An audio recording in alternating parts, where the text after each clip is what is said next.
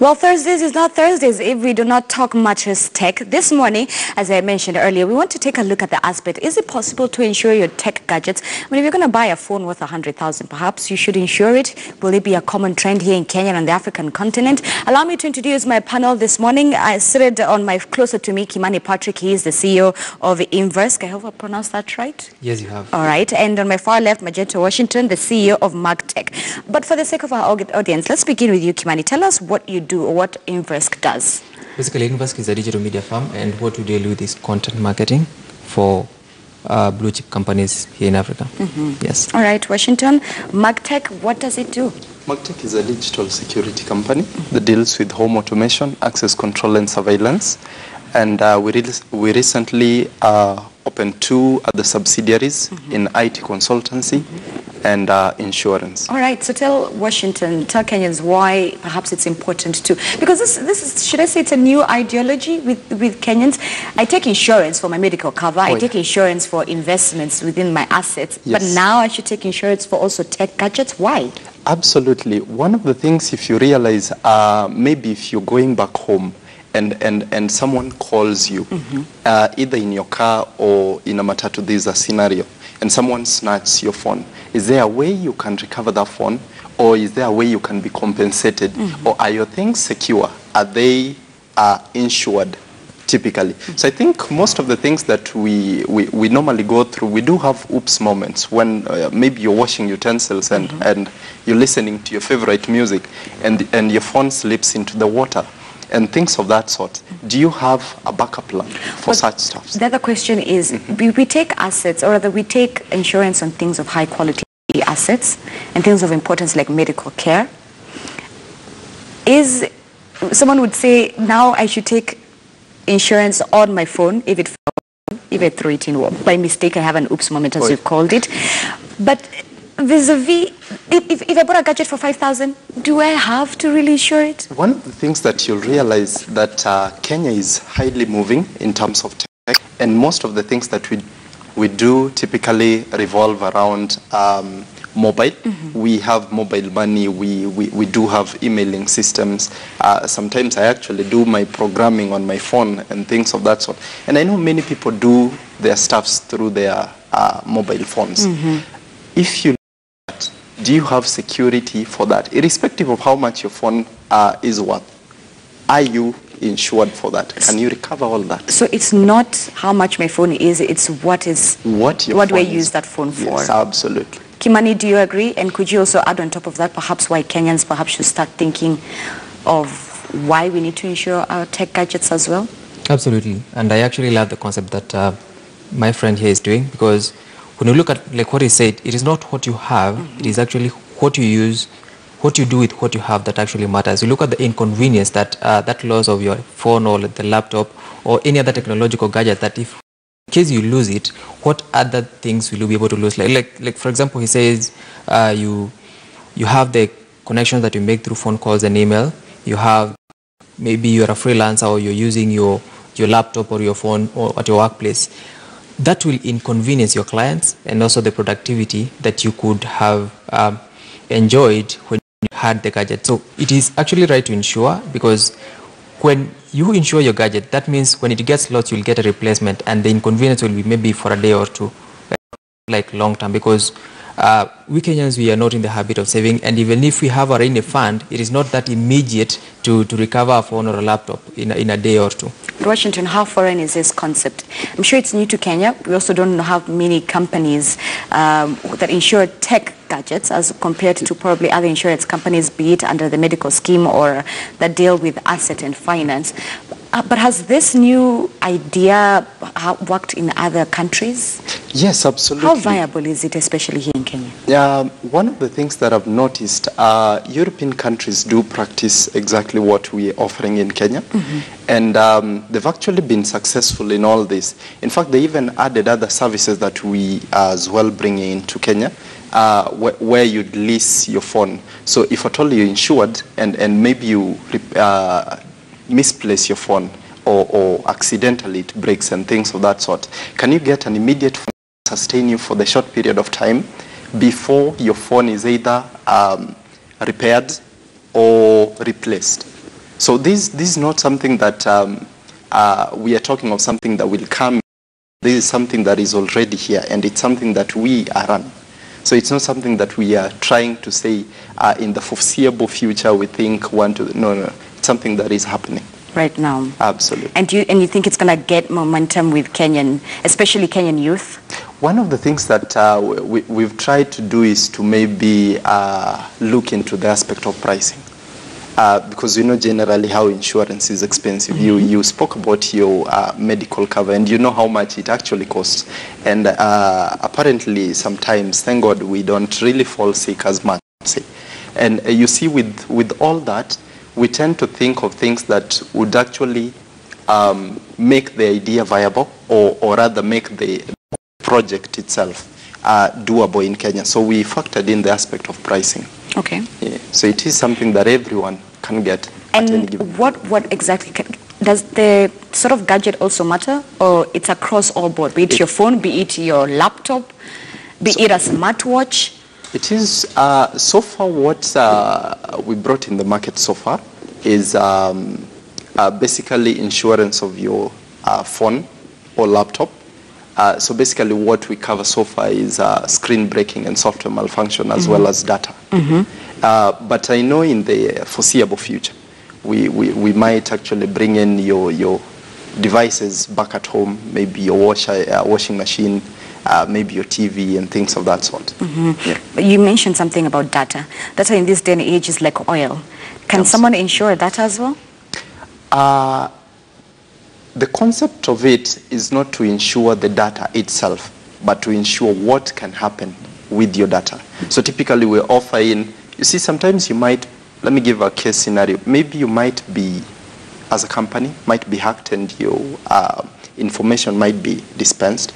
Can you have available funds to be able to pay the top-notch cybersecurity analyst or a team to be able to recover your stuffs and things of that sort? So typically we are not really into the specific data itself, but what can you do when it happens? So we sort of like give you a pool of something that... So Kimani, how does Inversk then work together with MadTech to deliver these services? Well, for us it's mainly we offer them content. There is any kind of content they want in reaching out their clients, in terms of any paperwork that they need, in terms of facilitating the communication between them and their clients. Yes. Okay, and you believe that also this is something that perhaps corporates would also take seriously, in the sense that it's not individuals just insuring their tech equipments? Absolutely, absolutely. We take even a case study. You do normally send a team to the field to typically maybe collect news and things of that sort, or follow up on stories. What if the camera breaks in the course of that? Right. You see, so typically you need the services as well. Every other person needs it. So the corporate will be part and parcel of this, as well as individuals. Yes. Kimani, could you add on top of that as well? You think that will get friendly towards corporates as well?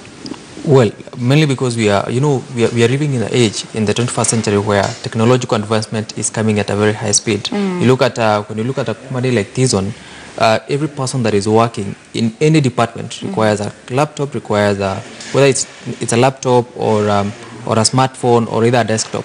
And these devices that they're using, it's very paramount into the kind of the services they're delivering. And that means if there is any kind of malfunction or any breakages, that means that there'll be a shortcoming in terms of how they are rendering their services. And if you don't have immediate training fund to cater for that, it means that if there is any malfunction, it means they will be delayed. And therefore, I personally believe that it is a very high time that corporates start looking at the worst case scenarios that could happen in case of maybe any failure that may occur in their companies. And where do they get these funds? It is through insuring them and ensuring that at least they're secure, that they will not be going to look at the finances they have kept. At least there's someone who is coming in to cater for them. Right. Let's take a quick commercial break. We'll be right back with Kimani and Washington.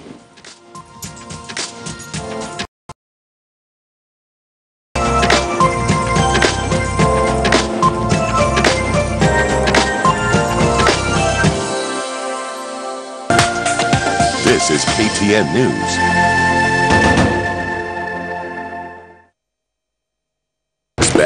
Huge jackpots, big winnings. Achieve your best today with 200% bonus on the first deposit.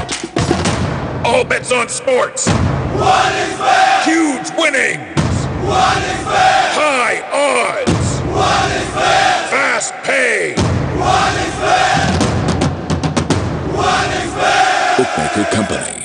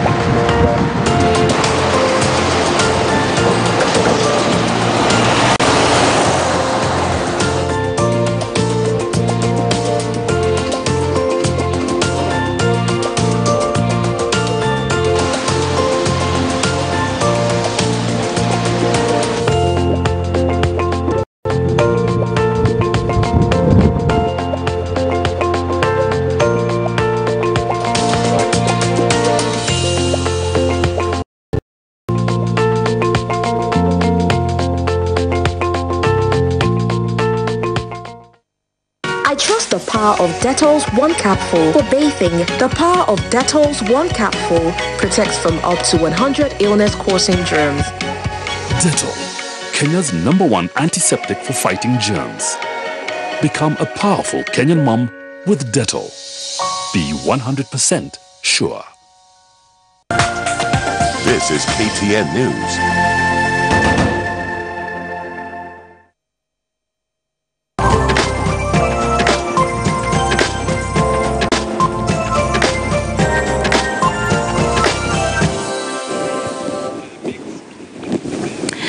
All right, welcome back. If you just we're talking about gadget insurance, more so tech insurance for your tech products.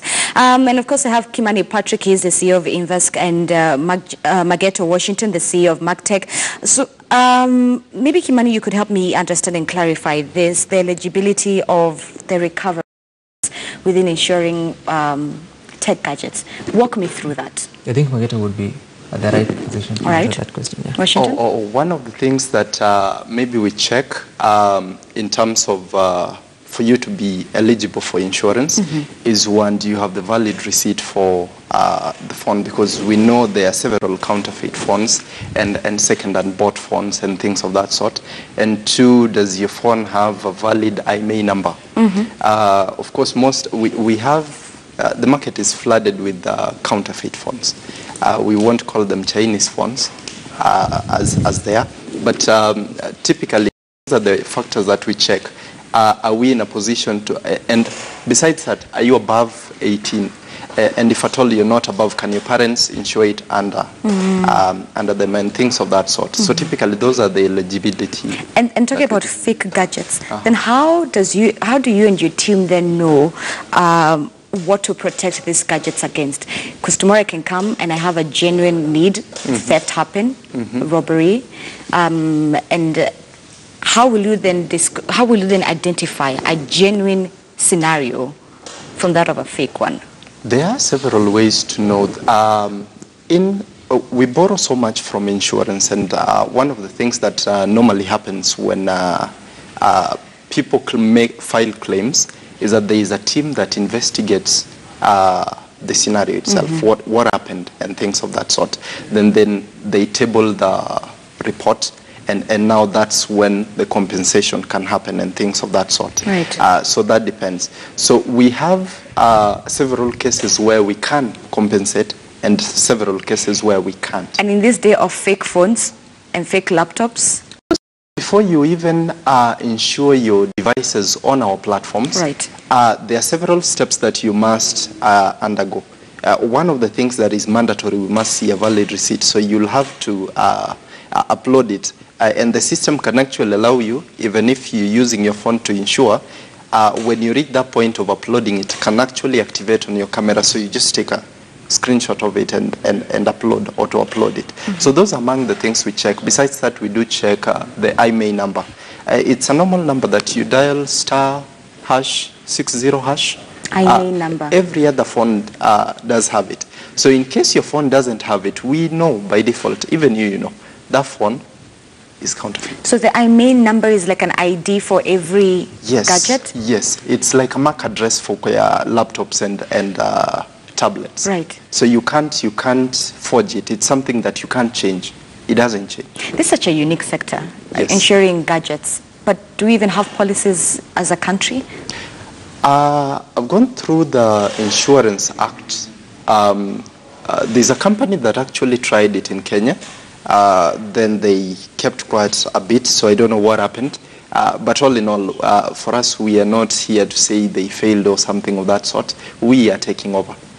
So it's something that must work. Okay, so Kimani, this is a field where a lot of young people are there and are present in the tech world, not just tech insurance of tech gadgets. What would you like to see the government do to propel this sector?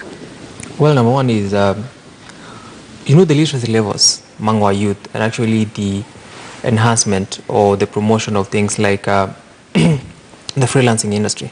Because if you have your gadget and the only thing that you're using is maybe Facebook and Instagram, and just for fun, you can actually use the government to teach these youth in terms of how can you actually use the skills that you have using the devices that are available for you, the laptops, the tablets, the phones, not just for games or just for fun, but you can actually use it as an extra earning for you. Like if you look at the freelancing industry, it's a $1.7 trillion US shilling industry.